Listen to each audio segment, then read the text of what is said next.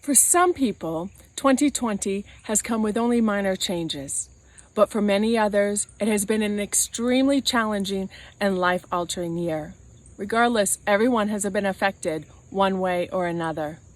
Now, Jesus told us the effects of our life is based solely on either having a faulty or a proper foundation being laid. The only difference between complete destruction or peace through your crisis is applying his teachings to your life. This means the difference between a chaotic or peaceful passage as you ride out the storms, which are guaranteed to hit us at some point. In comparing notes with Charisa, this was the one thing that carried us through our own individual crisis in the past. Now, storms rarely announce their approach, but our foundations were concretely laid. We had already started the process years ago by starting the hard work of renewing our mindset with the principles of the kingdom of God. I've also come to realize the benefits, the opportunities, and the value of storms bringing forth necessary growth and transformation. So join Charisa and I as we share with you from each of our own experiences the key foundational principles that we applied in coping and therefore outlasting our own personal storms.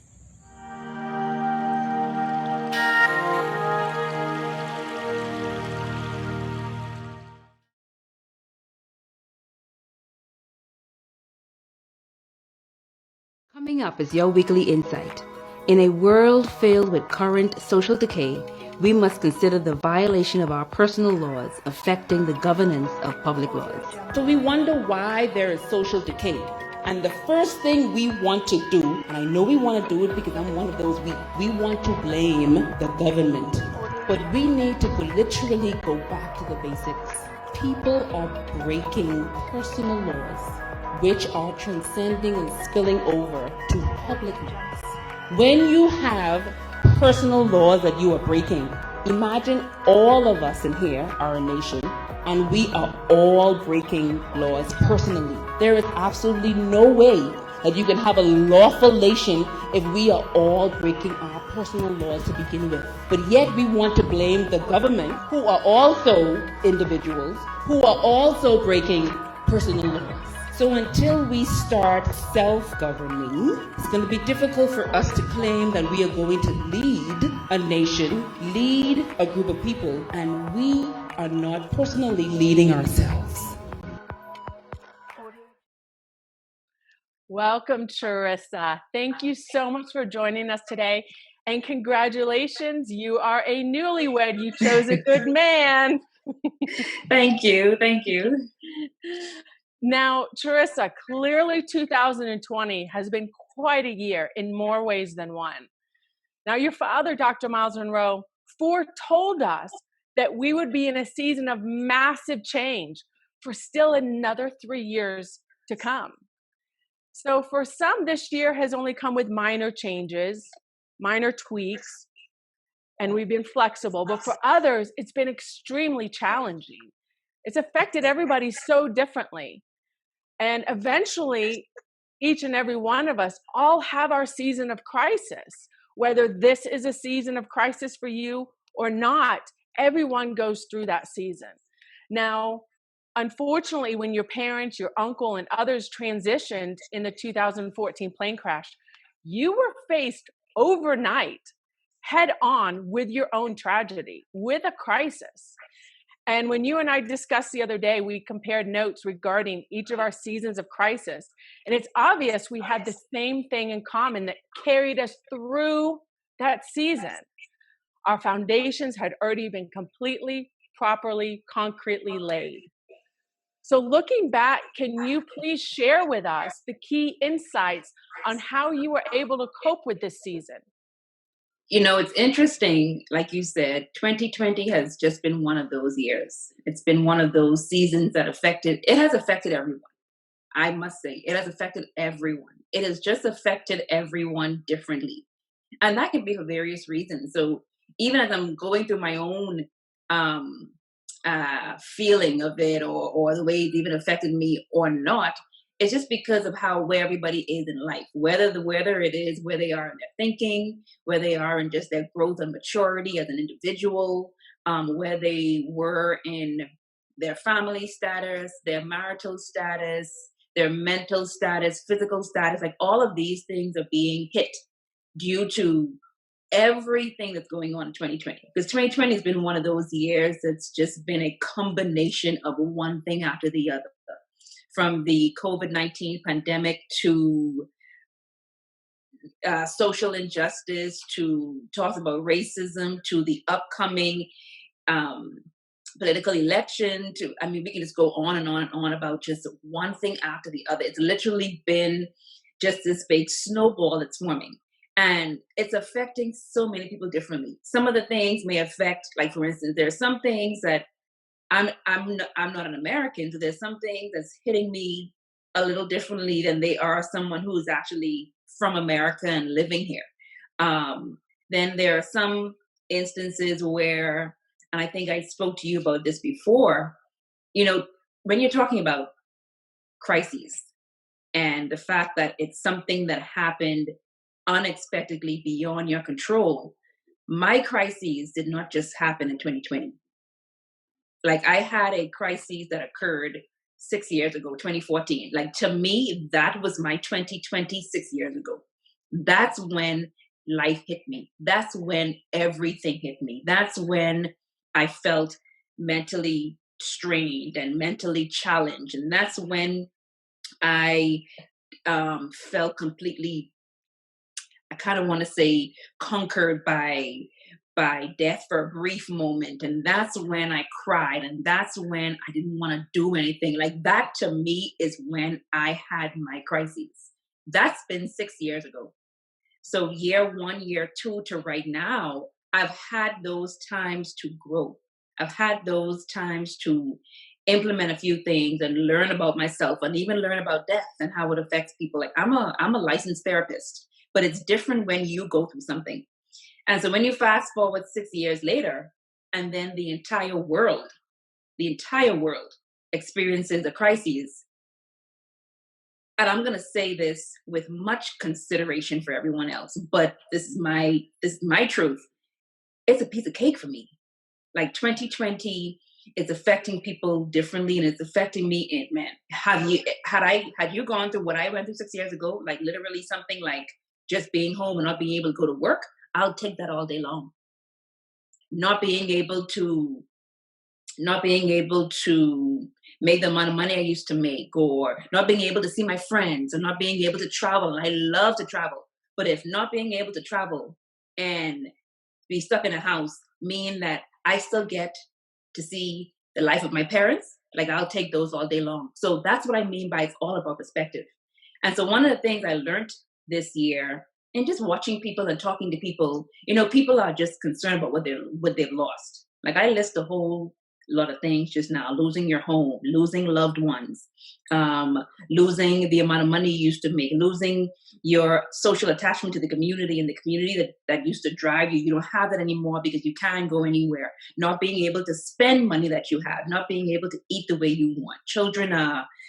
Parents are just in an uproar because they don't know how to deal with their kids that are now home 24/7. Like all of these losses, there's this loss of control.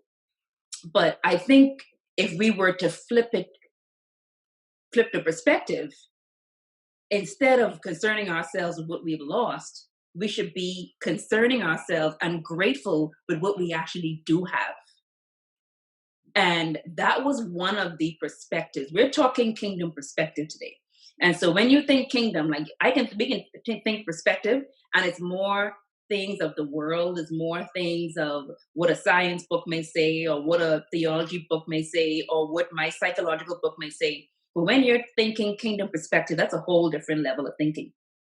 And so no longer am I thinking about what I've lost. Like I had to learn to think about what I do have. And there's this way of changing how I used to think about things. So I realized that in 2020, and I tried to explain this to a lot of other people to get that perspective, you can't have the same thinking you had in 2019 right now. we already realize that that's not going to help us. You can't even have the same thinking you had in January, February right now. That's not going to get you anywhere. And so you even have to have that muscle or that training to be able to switch from, okay, this muscle is no longer working. I need to use a different muscle in order to be able to push through this workout in 2020. You understand? And so we like changing, because one thing I realized with perspective is, you know, a lot of what holds us back, it's not what's happening on the outside. It's actually what's happening on the inside, in our minds and in our hearts. That's actually what's holding us back from day to day as an individual. Whether it's if we go through a crisis, there's something going on in life, we lose a job, we lose a loved one, we lose money, we lose a limb, we get sick. Like how we transition from one day to the next determines on what's already on the inside of our mind and in our hearts. So when the Bible says, as a man thinketh in his heart, so is he, like it's as true as ever. You know, if you are automatically and always a negative person, if your thoughts are always, I can't do this, if your thoughts are always, I don't want to do this, if your thoughts are always thoughts of discontentment, then that's exactly what you're going to be producing. So you're going to function in that arena of thoughts. Your attitude is going to show, your behavior is going to show, your feelings are going to show, your emotions are going to show. Therefore, your perspective is going to show. When your perspective is that way, then your response to what's going on shows exactly what's going on the inside. And it's one of the things that becomes more amplified once the crisis hits. And that's exactly what happens. Amplified. Yes. So now, crises. Trista, the one thing that I notice also is that when the storms come, they don't announce themselves. You don't always know they're coming, like in Florida and the Bahamas, the hurricanes. We had a week to prepare. That doesn't always happen. And so it's too late by the time the crisis or our storms hit for us to say, oh my gosh, I need to fix my thinking. I need to lay the foundation now. It's too late. And that's one of the keys I think that's imperative for us to help share to other people. Work on your foundation now before the next crisis comes. And that's why I also in the beginning said, your dad warned us in 2013, it's going to be 10 years of massive change. And we were like, yeah, okay, change, sure. You know, you had Obama was changed, the Pope was changed, a lot of things changed. We're like, that's cool. And then what? You know, the next year you got hit. 2020, all of us got hit. Thank God that we've been working on our mentality, our foundation for years. Because if not, you know, honestly, I don't know how I would have gone through my crisis. I don't know if you would have made it through yours if our foundation wasn't already laid. And I think that's the key element that people may get behind the 8 ball and are trying to catch up now. Like I had people direct message me, what are we supposed to do? How do we respond? And I'm like, listen, you've been trained. No one needs to tell you. You have the mentality. You're an agent of change. Use your voice, use the principles, use the truths, and make a difference. But if you're behind the 8 ball, then you're going to be behind the 8 ball. And that's a tough place to be. And usually when, like I hear my dad now saying, you know, educate yourself, get more information, read books, read articles. Don't just read the Bible, read other, you know, accompanying things that help with your knowledge base. Because most times when you're reading something, it is not for that moment. It is not for the now. So there's a time, like even when he's telling us to read his books, like he wrote a book on change and crises, I want to say 12 years ago. Had we read that book then? And even if you read that book halfway after that, it wasn't for that moment. But then here we are now in a time when the information that we would have read along the way or picked up along the way or gathered along the way, now is time for us to use it. Now it's time for us to use this muscle. And so now we can apply. So even when I was going through my crises back in 2014, 2015, 2016, there's a lot of meat and information and knowledge from my dad's teaching that came to my remembrance, that came to me, that allowed me to understand, oh, this is why. Oh, now I can apply what it means that you have no control and you want to give your control up to the owner. Oh, this is why, like everything is now. So here we are in 2020. And now is the time for us to realize that, okay, we can't apply the same thinking we had. We can't even apply the same information we used to do in 2019, 2018, in 2020. We have to actually apply new information or information that's just been dormant. Like now is the time to do that.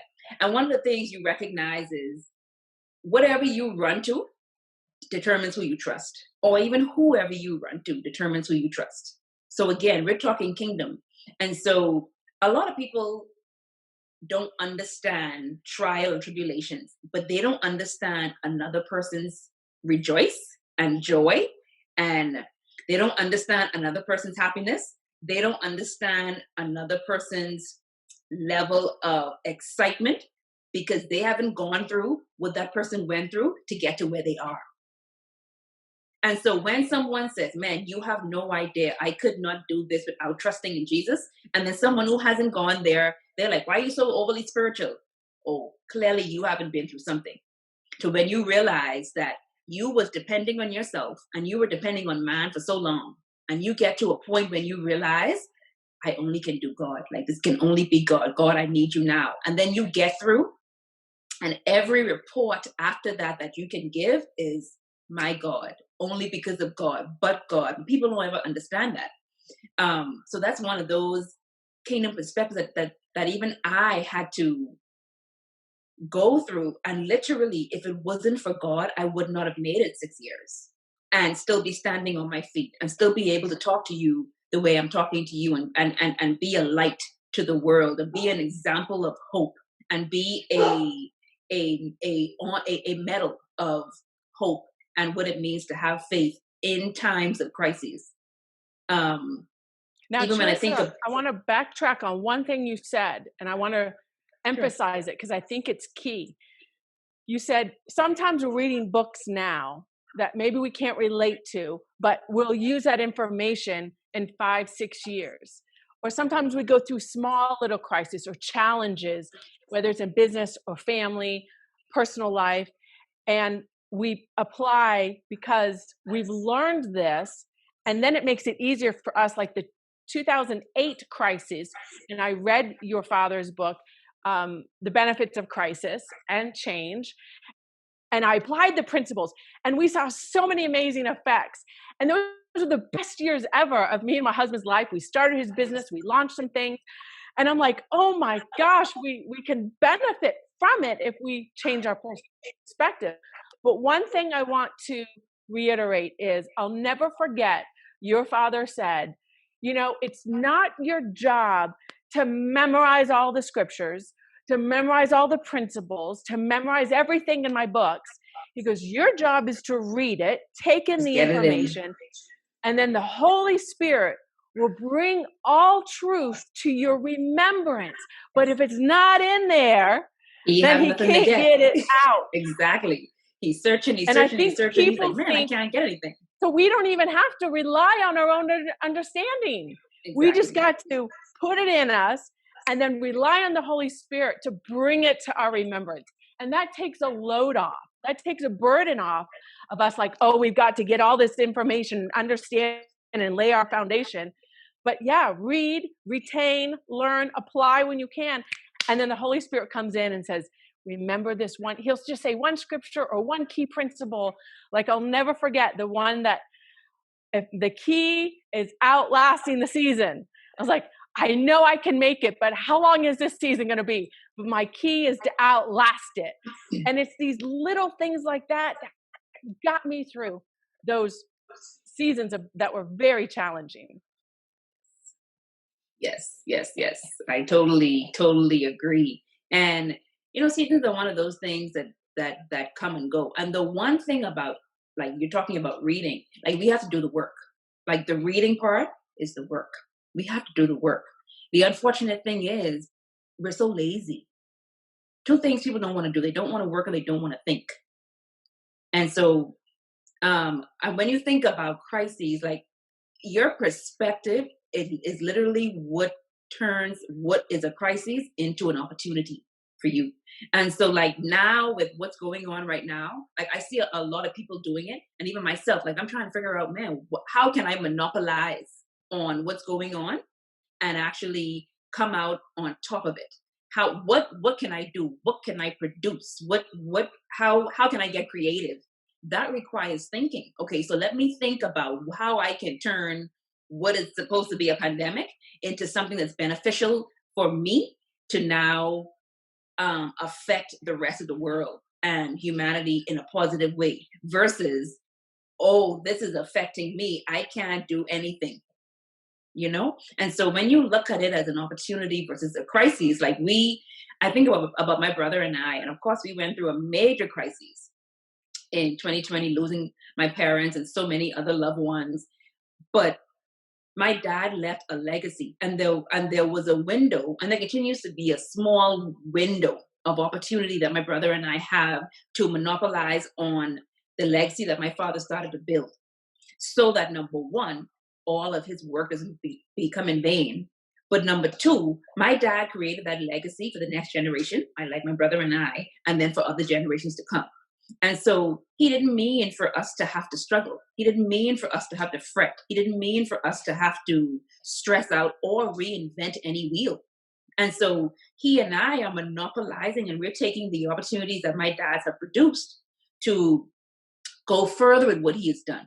And that furthering is also allowing us, my brother and myself, to build our legacy and create our legacy. But all because my dad was wise enough and obedient enough to build an inheritance to leave for his children.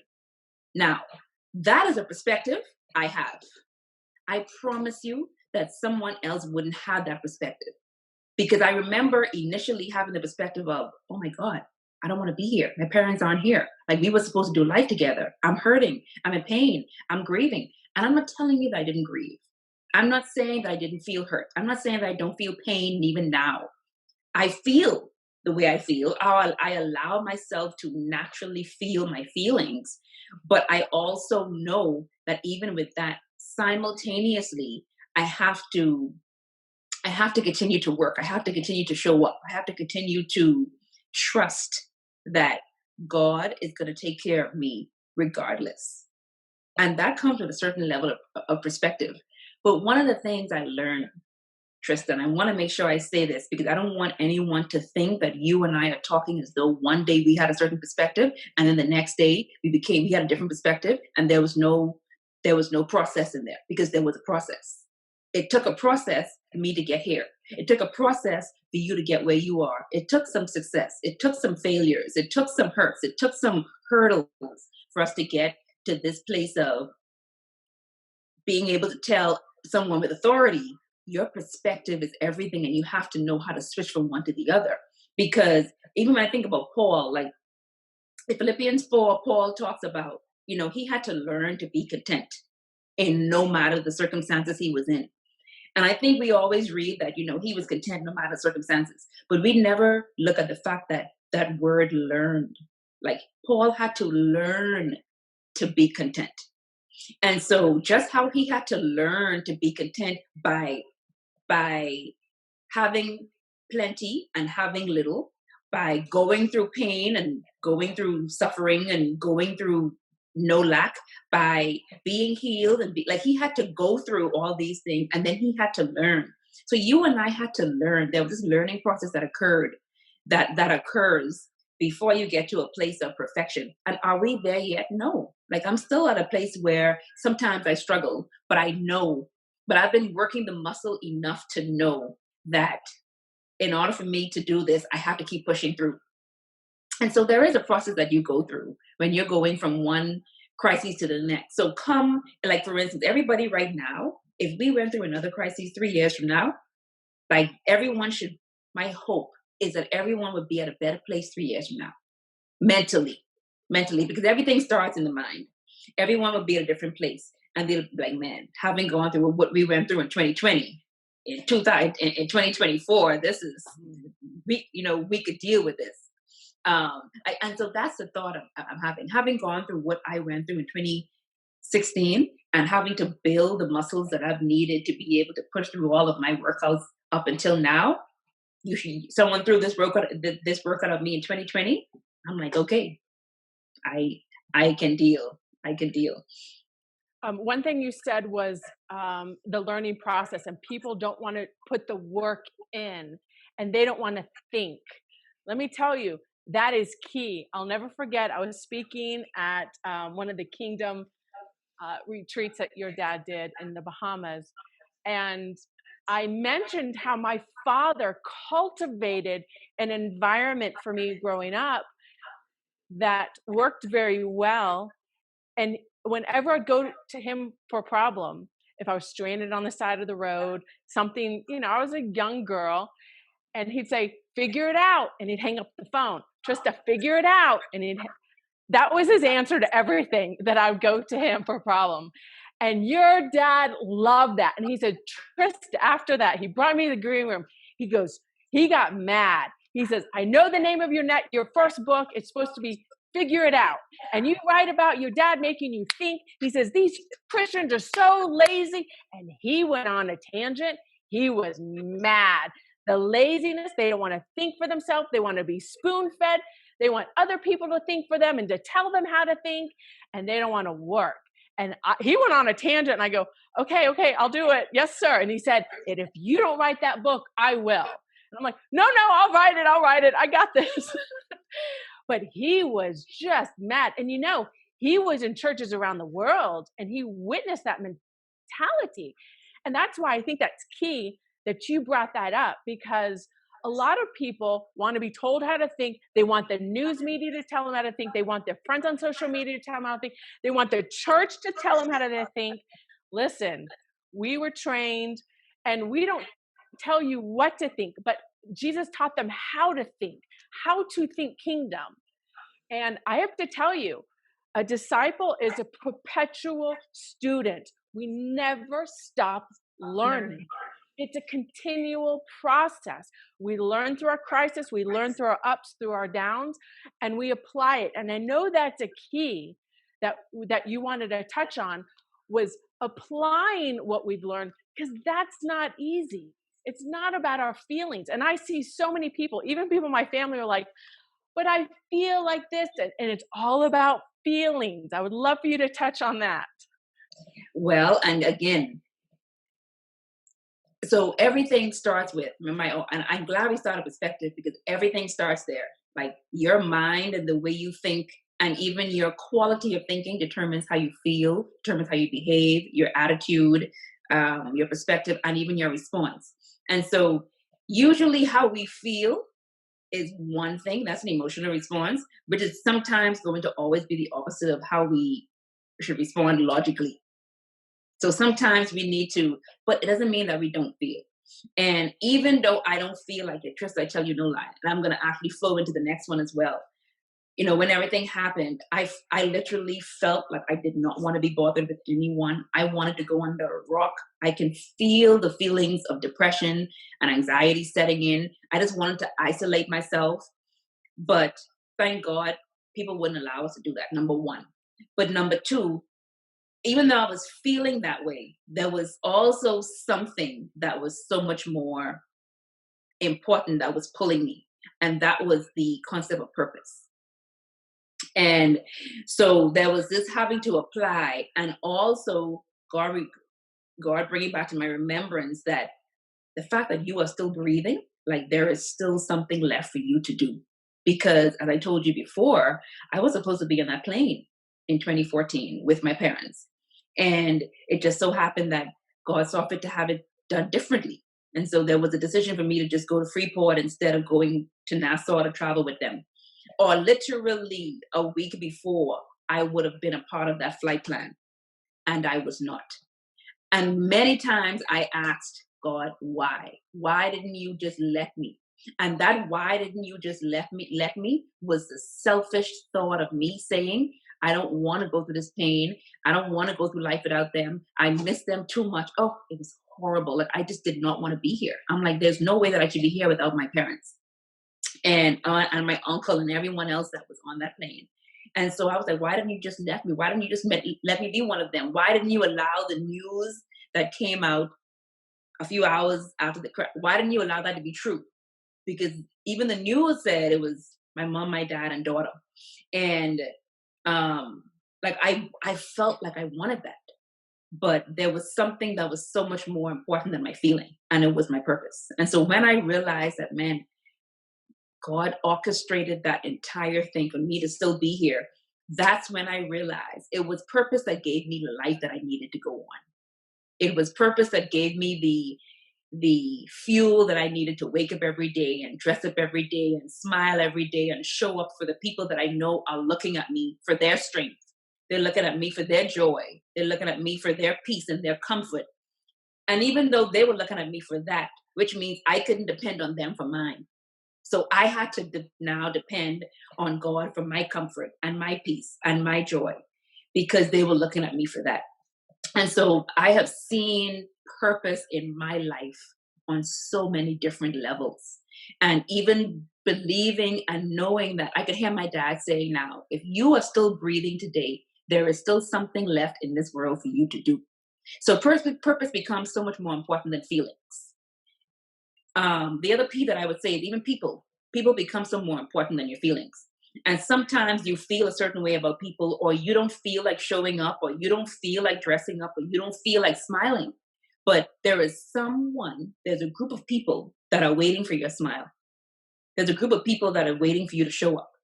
There's a group of people that are on the verge of suicide that are waiting to come and see you dressed up and smiling, and you can save their life. Like, that is what purpose has done for me. And so even now, when I think about what's going on in 2020, the purpose that everyone has set forth is still the same. The only thing that we have to change is strategy.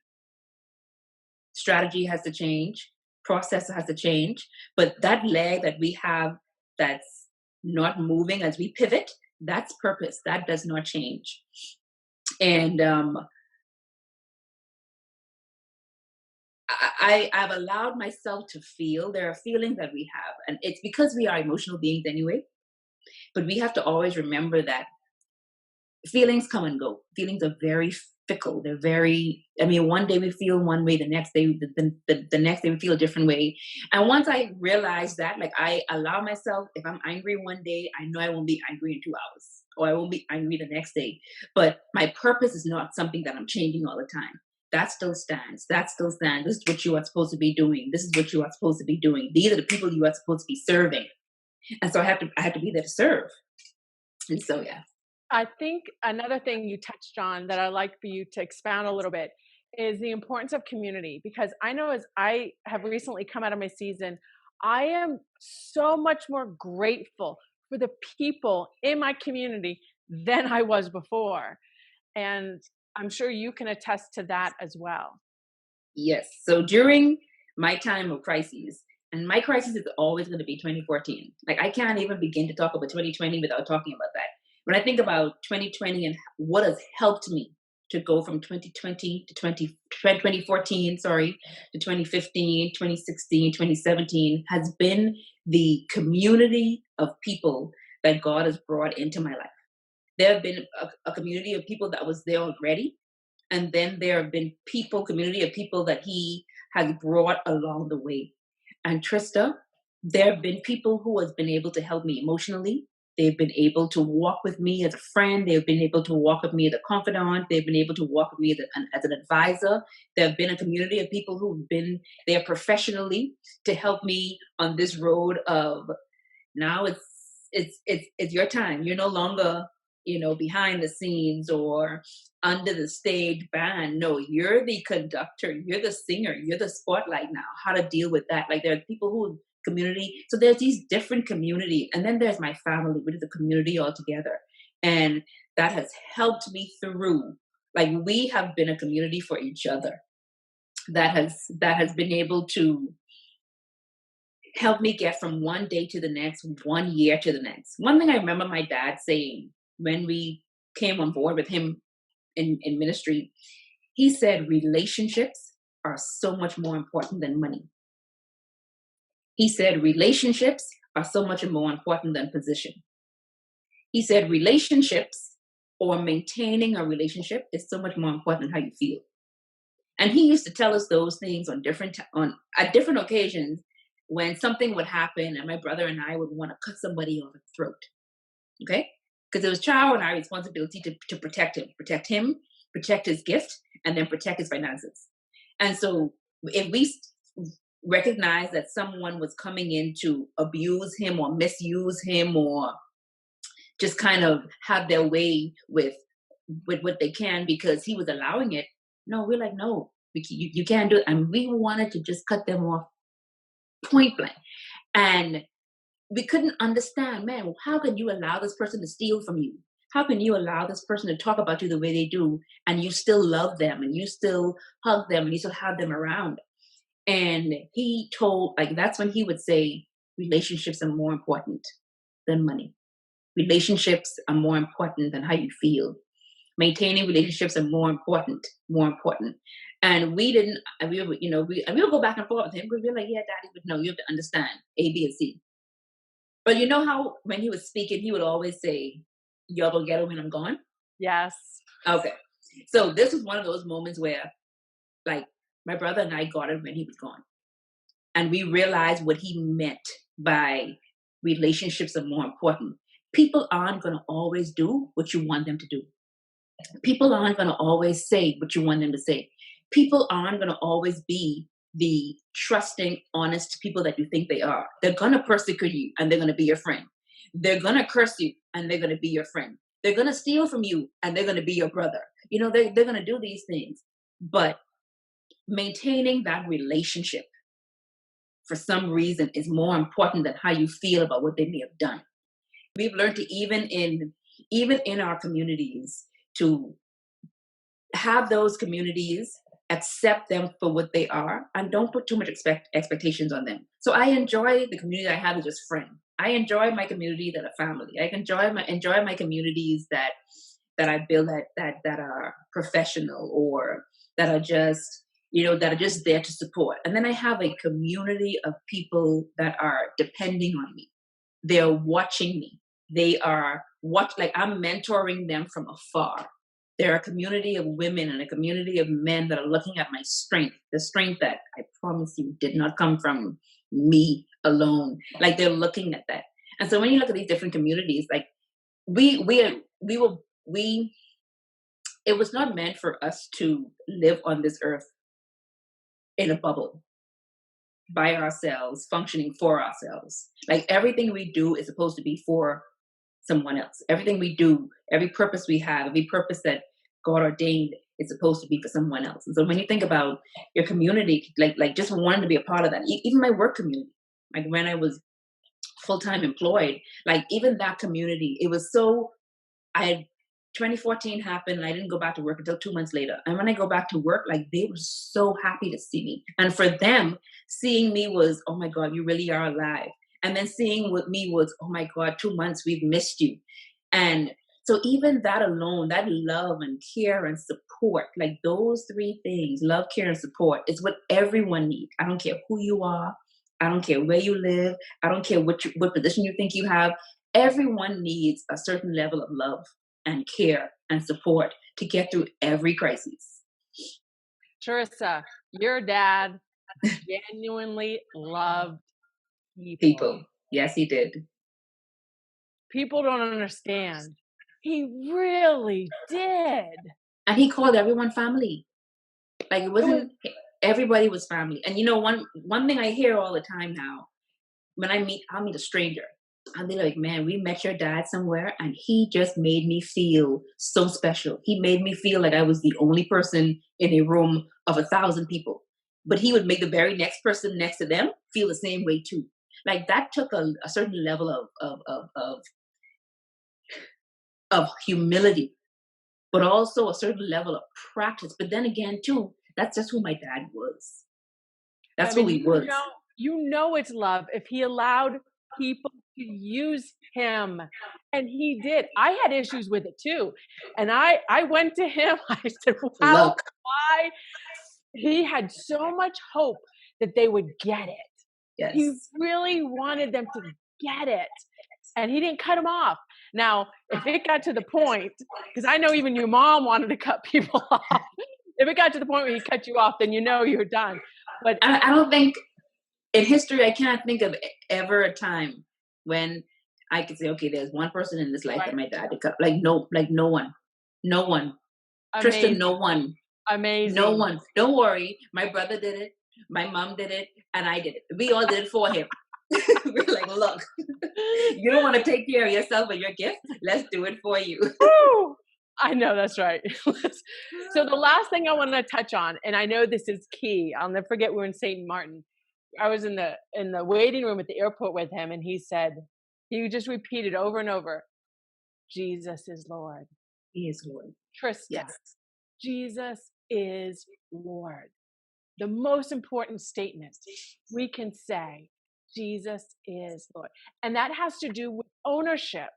Lord means owner. So please address this before we finish today. And I can spend the next I hour know. on this because I've heard my dad teach this, but I've also watched him live it, which made me live it and see the benefits of it. But he used to whisper, no matter where he was. He would be in the car taking us to school. He would be getting dressed. He would just be sitting down at dinner. He would just be watching TV, and just out of the blue, you would hear him whisper, Jesus is Lord. Jesus is Lord. And I never asked because he had taught it so much. And then sometimes he would be teaching and he would even get the congregation to say Jesus is Lord. And the whole point of that, which is one of the things that I've been able to implement in even my way of going through my crises and getting out of it and now dealing with 2020. There's so much that we cannot control. But as humans, there's so much that we want to control. And so we want to have control over everything. We want to have control over when we go to work. We want to have control over our money. We want to have control over all these things. And the more control that we have on something, the more responsibility we have of that thing. So imagine having control over something, plus you have to have the responsibility of maintaining it and make sure, like that's a lot of work. Like that's where the stress and the worry and the anxiety occurs. But when you say Jesus is Lord, like you automatically release that control and that ownership of the responsibility of whatever it is you're dealing with. Like you release that to God. You release that to the Lord, who is our owner. And if he is our owner, therefore he's our sustainer. And if he's our sustainer, then he owns everything. He controls everything. He's responsible for everything. And so literally, when I am up against anything, whether it's a small crisis, a big crisis, just a problem, there are times when, for the first couple of times, I probably would try myself to control what's going on, how to fix it. And then when I can't, I realize, you know what? This ain't my problem. 2020 isn't my problem. You ain't my problem.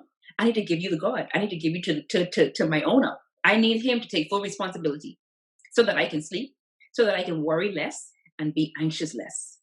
And so there used to be things that was heavy on my dad's heart that he needed to give to the Lord. Even him, a man like Charisa Munroe, needed to give it to the Lord because he realized, Lord, you have full control.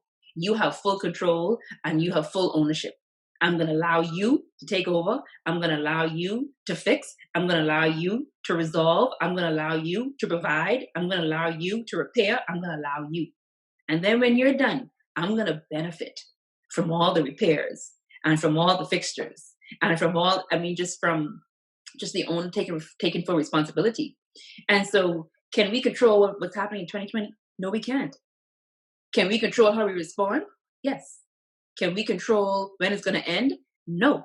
Can we control to make sure that we are healthy and safe? Yes. So control what you can't control, and then what you can't, release it. If we have enough worry and concern making sure that we don't catch this thing. Or if we did catch it, making sure that we're able to pull out of it 100%. That's enough. Now you want to control, make sure the pandemic don't happen again, and make sure some other Black person don't get killed so we have another right. That's too much to have to think about. That's too much to have to think about.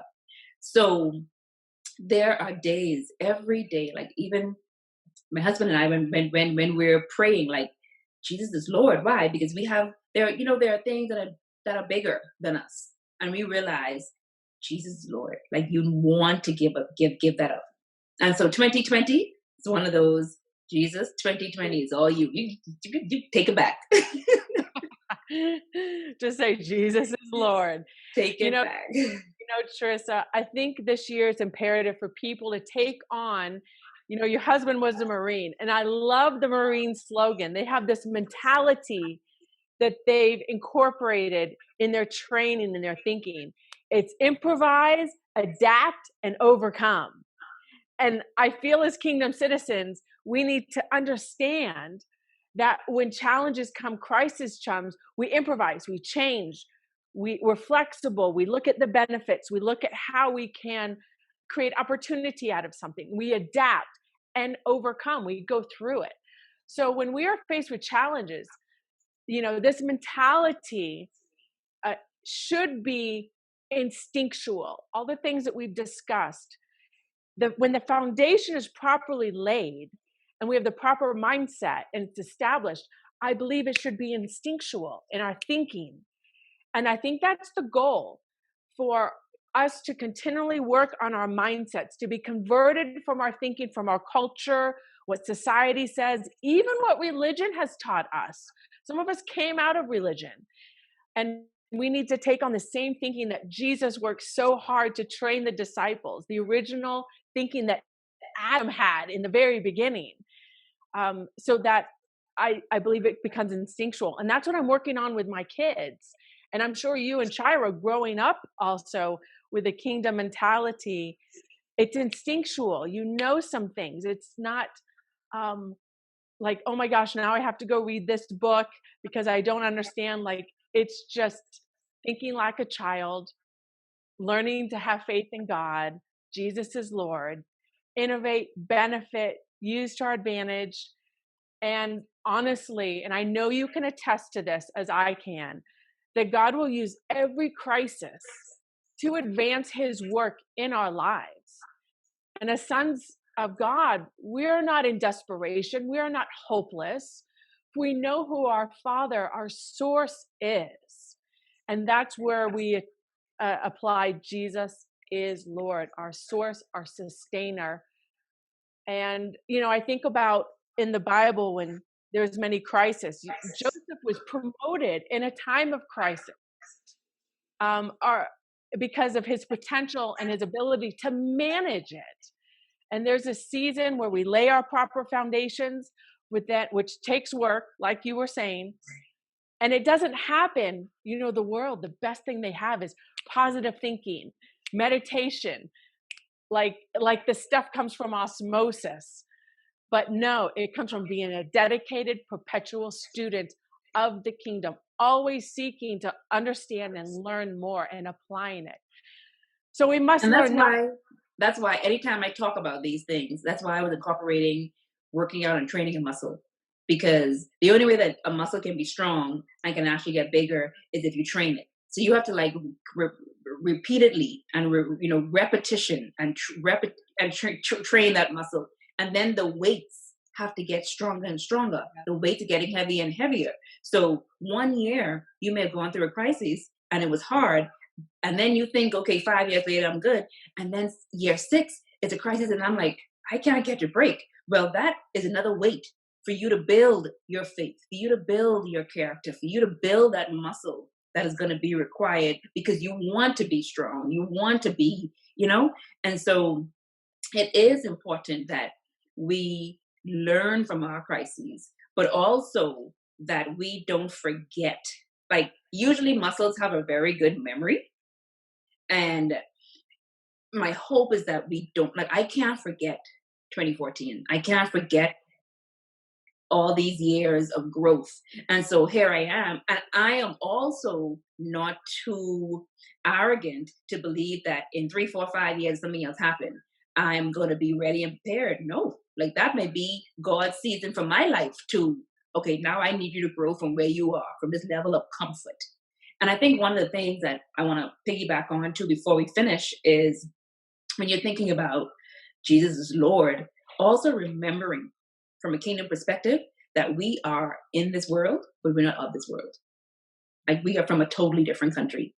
And I think every time I even tell myself that, I am even more at ease because I'm like, yeah, what's going on? That's just going on. But my country says something else. My country said this is what we're gonna do. My country has it completely under control, And so just remembering that we are supposed to be in this world to manage it because that's the territory that God gave us, and also tap into the resources from the country that we came from through prayer. Yes, that is definitely key. I know we could have a whole session on that. Yes. Charisa, your father said something key. Your faith is only as strong as the test you survive. Yes. So thank you, Charisa, for joining us today, sharing from your experience. I really, truly appreciate it. These are valuable insights that I pray we all take to heart as we all go through different seasons of crisis and change in one form or another. God bless you. Thank you for having me. Appreciate it.